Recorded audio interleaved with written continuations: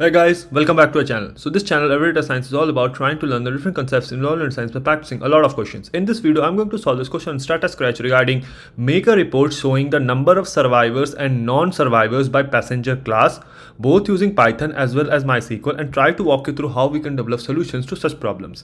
The difficulty level of this question is hard. This question has been asked in Google and Tesla interviews, and it's a great question if you are preparing for data engineer, data scientist, BI analyst, or ML engineer roles. Okay, let's jump right in. The question reads, make a report showing the number of survivors and non-survivors by passenger class.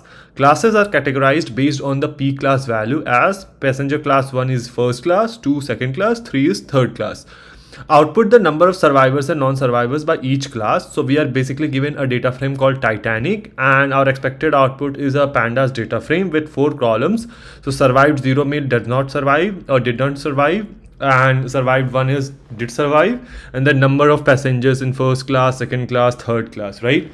So how many did survive and didn't survive. So just by looking at it, right, so the maximum casualty was in third class, right? So maximum number of people who didn't survive, right? So let's inquire about this data frame Titanic. So you have various different passenger IDs, which is obviously going to be the unique identifier, and then survived column, passenger class, and then their name, age, etc, ticket number, so all that. So what we can do is we can group by the passenger class as well as survived column, and then try to find out the count of passenger ID. So that will give you, okay, for every class and whether survived or not, how many passengers are there. And once we have that information, then we can use a pivot table in this case. So what I'm saying is Titanic, right? So let's group by, right? So let's group by firstly using the passenger class, right? So P class, and then whether the person survived or not, and then use the passenger ID, right? So passenger ID column to create a count, right? Okay, let me go ahead and run this. Let's see. Oh, okay, and before doing that, since we are grouping by passenger class and survived, so they are going to be in the index. So to make them appear as column, we need to write dot reset index. So let me run this. Okay, so now you have various passenger class and survived or not, and so even though it reads passenger ID, so this is basically the count of passengers in passenger class 1 who didn't survive, who did survive, etc, right? So once we have this, then what we can do is we can store this in a data frame called df, and then we don't need these numbers for passenger class in the output. We need, right, so if you look at it, we need the first class, second class, third class, written in textual format. So what we can do is we can import numpy, right, and use the np.where function to do this, right? So import numpy as np, and then what we can do is we can change the values in the passenger class column using np.where. So np.where, right, so you give a condition, then if the condition is true, what value should it attain? If it is false, then what value should it attain? So that is how the syntax of np.where is works. So firstly, np.where, obviously data frame of passenger class column, right, is equal to 1. Then you basically replace it by the text first class. If not, then you either are left with passenger class 2 or 3. So you need to check either one of them, right? So then what you can do is, if this condition is false, then what you do is check for another, right? So np.where, right, and again in this case what you can do is np.where, check for the condition passenger class is equal to 2. If it is correct, then you write second class. If even this is not correct, then the only possibility remaining is it is third class, right? So np.where, you check for this condition, and then if it is true, return second class. If it is not true, then the only possibility is third class, right? So we write third class.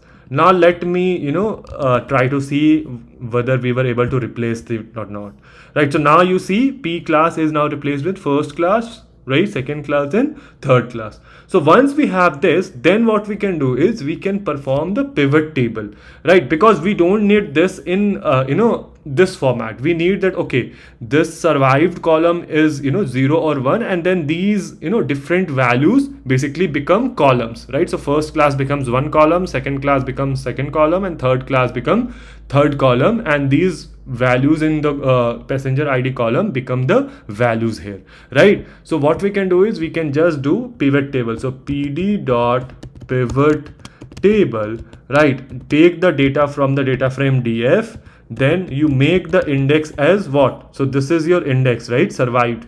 So survived column is your index. Which column should come as columns? Passenger class, right? So columns is equal to p class, and what is the values that they should take? Values is equal to passenger ID, and since you are doing a pivot table, so you need to reset index, right? So reset index. Let me run this. Let's see what we get. So now if you look at it, right, so survived 0, 1, and then in each of these classes how many people did survive and didn't survive. So right now our output is exactly same as expected output. Let me go ahead and submit it so it passes all the test cases. So everything is green, and this is how we do it. Now let's look at how the corresponding code looks like in MySQL. Okay, so if you look at it, same question, expected output is same as well, and if we preview the table Titanic, it is same as well, right? So now in this, what we can do is let's apply a slightly easier approach in this case.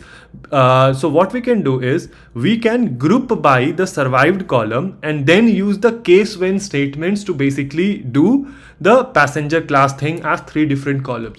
If you do the same thing as we did in Python, then there will be an additional step, right? So you need to have pivot table, and then to do that you can use case when statements and all. So basically that is going to add one more step. So the better way to do it, or the more efficient way to do it, is from this table Titanic, group by, right? Group by the survived column, right? Group by the survived column, have survived returned, right? And then use case when statement. So how can we do that? Is case when passenger class is equal to 1, then you assign the value 1, else you assign the value 0, end the case when statements, and once you assign these values, if you sum it up, that is going to give you what? The total number of passengers in that particular survived category, right? So sum of case when passenger class 1, then 1, else 0, end, right? And then you alias this as first class, right? This is the exact same thing that you need to do for second and third class as well, right? So let's just copy it here and paste it, right? So paste it again and paste it. So if it is equal to 2, then it becomes second class, right?